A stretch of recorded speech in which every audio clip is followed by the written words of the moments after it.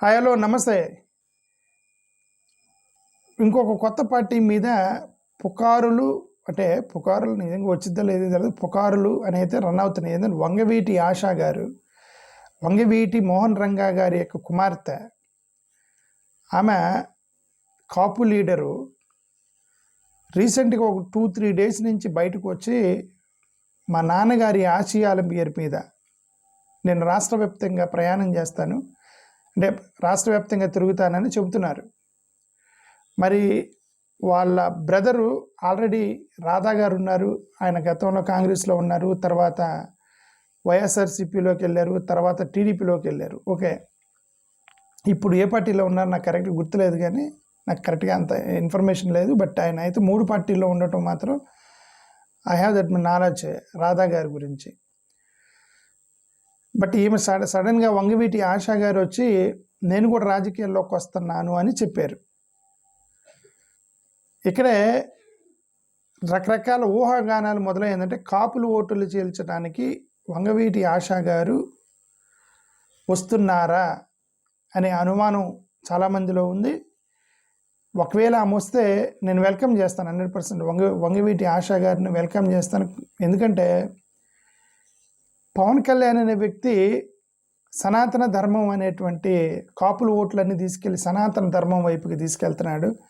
కనీసం ఏమన్నా రంగా ధర్మం వైపుకి తీసుకెళ్ళిద్దామోనని నేను వెల్కమ్ చేస్తాను. ఓకే, ఎందుకు నేను రంగా ధర్మం అన్నానంటే రంగా ధర్మం ఈజ్ ఎ సెక్యులర్ ధర్మ. వంగవీటి రంగా గారు కాంగ్రెస్లో పనిచేశాడు. ఆయన వంగవీటి మోహన్ రంగా గారు కాంగ్రెస్లో ఎమ్మెల్యేగా పనిచేశారు. ఆయన ఒక సెక్యులర్ నాయకుడు. ఆయన కుల మత వర్ణ వర్గ విచక్షణ లేకుండా పేద బడుగు బలహీన వర్గాలకు పనిచేసినటువంటి వ్యక్తి వంగవీటి మోహన్ రంగా. కాపు నాయకుడైనప్పటికీ కూడా బీసీలని, ఎస్సీలకి, ఎస్టీలకి చాలా చాలా క్లోజ్ సంబంధాలు పెట్టుకొని వాళ్ళ కోసం కొట్లాడినటువంటి వ్యక్తి వంగవీటి మోహన్ రంగా. ఓకే, అఫ్కోర్స్ ఆంధ్రప్రదేశ్ ఇప్పుడు ఉన్నటువంటి పరిస్థితుల్లో రెడ్డి, కమ్మ, కాపు మూడింటికి తేడా లేదు. వీళ్ళూరికే అంటున్నారు అంతే కదా, మాలోళ్ళు అదే అంటే ఎస్సీలు, కాపులు ఎస్సీలు కలిస్తే ఓట్లు రావచ్చు అని వీళ్ళు ఒక ప్రణాళిక వేస్తున్నారు. సునీల్ కుమార్ గారు లాంటి వాళ్ళు మాట్లాడుతున్నారు. కానీ మరి అది వర్కౌట్ అయితే చూడాలి. మరి వాళ్ళు ప్రయత్నం చేస్తున్నారు. ఎందుకంటే నాకు I don't want to comment on that. ఎందుకంటే వాళ్ళ ప్రయత్నాలని I don't want to discourage them. But what my opinion ఏంటంటే there is no much difference. Kamma, Kapu, Reddy మూడింటికి పెద్ద డిఫరెన్స్ ఏం లేదు. Obviously they are upper dominant community societies, dominant societies and landlords. కమ్మ, రెడ్డి, కాపు ముగ్గురు కూడా ల్యాండ్ లార్డ్స్. వాళ్ళ దగ్గర ఏరియాలను బట్టి పనిచేస్తారు ఎస్సీ, ఎస్టీ, బీసీలు. కొన్ని ఏరియాస్లో కృష్ణా, గుంటూరు దగ్గర ఆ ఏరియాస్లో కమ్మల దగ్గర పనిచేస్తారు ఎస్సీ, ఎస్టీలు. ఇటు పక్క రాయలసీమ, ప్రకాశం, గుంటూరు, ఇటు చిత్తూరు ఇటువైపు ఏమో రెడ్డిల దగ్గర పనిచేస్తారు ఎస్సీ, ఎస్టీలు. అటు ఈస్ట్ వెస్ట్ గోదావరి కాపుల దగ్గర పనిచేస్తారు. ఎటు చూసినా సరే they are the landlords and these are the workers and labourers. అంతే. What's the difference between Reddy, Kamma and Kapu? Okay సరే, ఎనివే నేనేమన్నానంటే బట్ ఆ కులం అనేది పక్కన పెడితే I'm not that much of interested in talking about the caste. అంటే రెడ్డి, కమ్మ, కాపు ఆ కాస్ట్ కాకపోతే దాని గురించి కాకపోతే వంగవీటి మోహన్ రంగా గారి యొక్క వాల్యూస్, అతనికి కొన్ని విలువలు ఉన్నాయి. ఆ విలువలను దృష్టిలో పెట్టుకొని I'm welcoming this Asha, Vangaveeti Asha garu. We welcome you. మీరు పట్టి పెట్టే పని అయితే పెట్టండి. పట్టి పెట్టి ఆ కాపులు, పవన్ కళ్యాణ్ కాపుల్ని పాపం వాళ్ళందరినీ మిస్గైడ్ చేస్తున్నాడు పవన్ కళ్యాణ్ అనే వ్యక్తి. అతను పార్టీ పెట్టి సనాతన ధర్మ అని చెప్పేసి మన ఆంధ్రప్రదేశ్లో ఇప్పటికే కుల గొడవలు ఎక్కువైపోతే అతను మత గొడవలు లేపడానికి ప్రయత్నం చేస్తున్నాడు పవన్ కళ్యాణ్ గారు.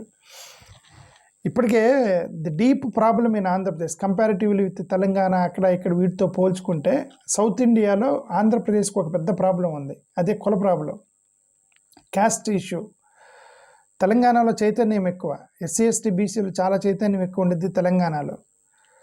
ఓకే, అటు పక్క తమిళనాడు వెళ్తే వాళ్ళంతా ద్రవిడియన్ ఐడియాలజీ అక్కడ కూడా వివక్ష ఉండేది ఎక్కడ చూసినా.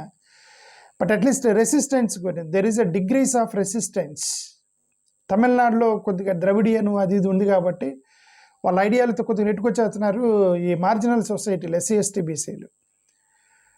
కేరళలోకి వెళ్తే కేరళలో సరే ఇంకా అదంతా కొద్దిగా అడ్వాన్స్డ్ కంట్రీ కాబట్టి, అడ్వాన్స్డ్ స్టేట్ కాబట్టి కొద్ది గొప్ప నెట్టుకొచ్చేస్తున్నారు.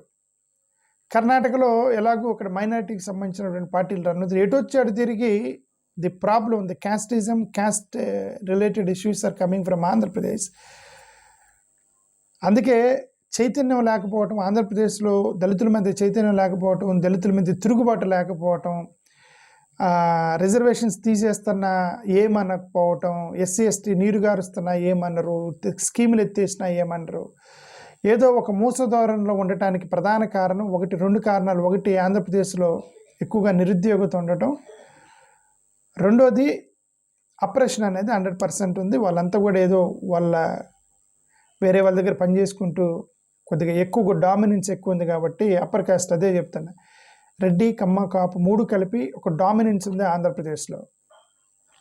ఆ డామినెన్స్ వల్ల వీళ్ళలో ఆ చైతన్యాన్ని బయటికి తీసుకురావడానికి దళితులు విఫలమవుతున్నారు. కొద్ది ఒక 100-200 మంది సాంఘిక కార్యకర్తలు, దళిత కార్యకర్తలు, దళిత విప్లవకారులు ఆంధ్రప్రదేశ్లో తిరుగుతూ ఉంటారు. వాళ్ళంటే జనాలు రారు, వాళ్ళు మాత్రమే తిరుగుతూ ఉంటారు, వాళ్ళు మాత్రమే పోరాడుతూ ఉంటారు దళిత కమ్యూనిటీ కోసం. వెనక జనాలు ఉన్నా లేకపోయినా సరే వాళ్ళకి ఆ శక్తి, దళితుల కోసం ఏదో పనిచేయాలనేటువంటి ఆసక్తితోటి వాళ్ళ యొక్క సంఘాలు పెట్టుకొని తిరుగుతూ ఉంటారు 100-200 మంది దేశం రాష్ట్ర వ్యాప్తంగా. మిగతా వాళ్ళ మొత్తం కూడా పెద్ద చైతన్యం ఉండదు అనమాట ఆంధ్రప్రదేశ్లో. అలాంటి కండిషన్స్లో వంగవీటి రాధాకృష్ణ గారిని పేరుతోటి ఆశాకిరణ్ గారు పార్టీ పెట్టి ఆయన యొక్క సెక్యులర్ వాదాన్ని ఆయన పేరుతోటి కాపుల్ని గ్యాదర్ చేస్తానంటే అంతకన్నా మంచిదే ఉంది. పవన్ కళ్యాణ్ గారు మిస్గైడ్ చేస్తున్నారు వాళ్ళని. ఇప్పుడున్న కుల గొడవలతోనే ప్రాబ్లం ఉంటే మత గొడవలు లేపడానికి ట్రై చేస్తున్నారు పవన్ కళ్యాణ్ గారు ఈ కాపుల మధ్య. Okay, so that will be another force. ఇదంతా ఏంటంటే గొడవలు వచ్చేసి, అప్రెషన్ వచ్చేసి ఏమంటారు, అనవసరమైనటువంటి అన్రెస్ట్ క్రియేట్ అయింది ఆంధ్రప్రదేశ్లో. అన్రెస్ట్ క్రియేట్ అయిందంటే ఇదేంటంటే ప్రశాంతంగా ఉండరు ప్రజలు. ప్రశాంతంగా ఉండాలి, చదువుకుంటూ ఉండాలి, ఉద్యోగాలు చేస్తూ ఉండాలి, ఎవరి పని వాళ్ళు చేసుకుంటూ ఉండాలి, డెవలప్మెంట్లోకి వెళ్ళాలి, అభివృద్ధిలోకి వెళ్ళాలి. ఇవన్నిటిని వదిలేసి ఈ మతాలు కులాల మధ్య గొడవలు పెట్టుకుంటూ, మతాలు కులాల మధ్య పెంచుకుంటూ ఓట్ల బ్యాంకు కోసం చేసుకుంటూ పోతే రాష్ట్రానికి అన్యాయం జరిగింది. I strongly disagree with Pawan Kalyan on this religious politics that is trying to trigger religious violence, religious problems in the state. It may not be violence, at least religious issues is trying to trigger with the different statements made by this Pawan Kalyan. కనీసం ఆ పవన్ కళ్యాణ్ గారు ని వ్యతిరేకిస్తూ ఈమె వంగవీటి ఆశా గారు నిజంగా party పెడితే welcome. మీ కాపుల మొత్తాన్ని మీరు కాపాడండి పవన్ కళ్యాణ్ గారి చేతిలో నుంచి, నేను చెప్పదలుచుకుంది అది. ఓకే, ఆశా గారికి సరే, ఇంక ఇప్పుడు ఆమెకి ఎవరన్నా హెల్ప్ చేస్తారా లేదా అనేది అది మనం చెప్పలేము. ఎందుకంటే పాలిటిక్స్ ఎలా ఉంటాయి మనం చెప్పలేము. Because we don't know who will help her అంటే which community will join, which community will help her, we don't know. Because ఎందుకంటే పవన్ కళ్యాణ్ గతంలో బహుజన సమాజ్వాదీ పార్టీలో చేరినప్పుడు దళితులు పెద్దగా ఆయన వెంటకి వెళ్ళలేదు, ఆయనకి హెల్ప్ చేయలేదు, దళితులు పెద్దగా ఓటు వేయలేదు ఆయనకి. ఆయన పవన్ కళ్యాణ్ గారు వెళ్ళారు బహుజన సమాజ్వాదీ పార్టీతోటి. ఎస్సీలు వైసీపీ వైపే ఉన్నారు అప్పుడు. ఓకే, మరి ఇప్పుడు ఏమొచ్చినా కూడా మరి ఏమితో ఇప్పుడు వారు వీళ్ళందరూ అదే సునీల్ కుమార్ గారు లాంటి వాళ్ళు వీళ్ళు చెబుతున్నారు కదా, కాపు ప్లస్ మా ఎస్సీలు కలిస్తే మనం ఒక రాజ్యాధికారం తీసుకోవచ్చు అని అంటున్నారు.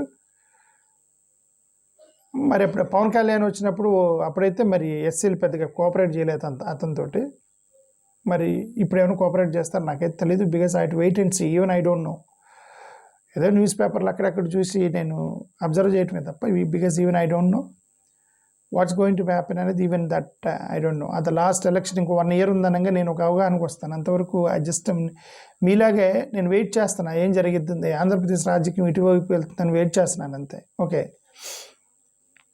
బట్ కాపు అన్ని కులాలు, సబ్ కులాలు ఇవన్నీ కలుపుకొని ఒక 15 to 20% ఉంటారు. ఎస్సీలు ఒక 16 to 20% ఉంటారు. వీళ్ళిద్దరు కలిపితే స్ట్రాంగ్ 20% ఓట్ షేర్ వచ్చింది.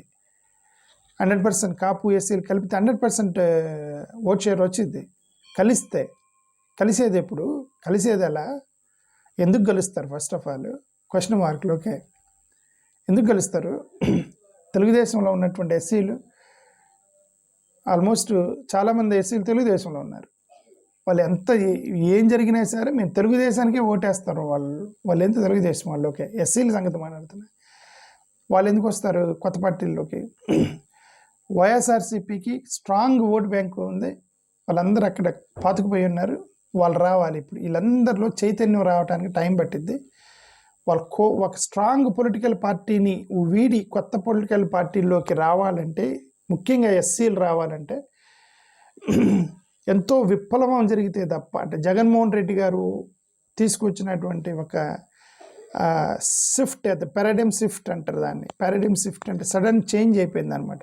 ఓవర్ నైట్ కాంగ్రెస్లో ఉన్న వాళ్ళు మొత్తం కూడా, దళితులు మొత్తం కూడా వైసీపీలోకి ఒక మూమెంట్ వచ్చేసింది.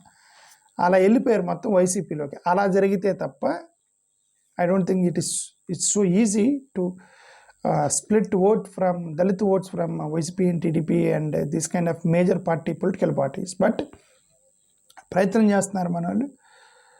Let them do it. But ఇప్పుడు ఈమె ఉషా గారు పొలిటికల్ పార్టీ పెట్టి, నేను ఈ వీడియో పెడతాను కారణం, వంగవీటి మోహన్ రంగా గారి కుమార్తె ఉషా గారు, మీరు ఒక పొలిటికల్ పార్టీ పెట్టి ఈ కాపులను మొత్తాన్ని పవన్ కళ్యాణ్ గారు చేసేటువంటి మత రాజకీయాల నుంచి డైవర్ట్ చేయండి. నేను అంతవరకు చెప్పదలుచుకుంది. ఎందుకంటే అవి టెన్షన్స్ క్రియేట్ చేస్తాయి రాష్ట్రంలో, అభివృద్ధి కుంటుపడిద్ది.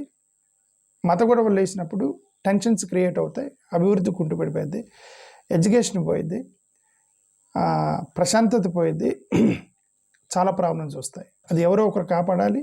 ఆ కాపాడటానికి ఇప్పుడు ఏం కాపాడిద్దామో చూద్దాం. వంగవీటి రాధా గారి కుమార్తె. థ్యాంక్ యూ, నమస్కారం.